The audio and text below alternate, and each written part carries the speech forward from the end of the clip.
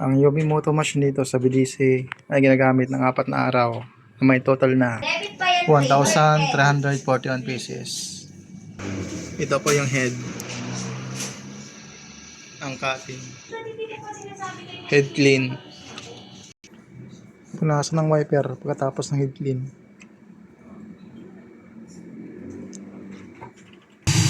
Nozzle check.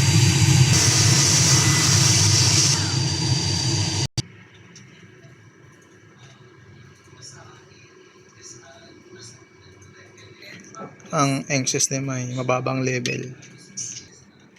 Ang waste ng area. Ang last disposal ay pagkatapon lang. Ang EVR. Andito lang po yung in-use ink namin. Nasa tangke na po. Dito naman po yung unused ink namin. At kulang po ako sa yellow, magenta. Ito naman po yung consumable monitoring. At paggamit pa ako ng isang back ng varnish. Ito naman po yung production vlog ko. Yan lang po. Thank you.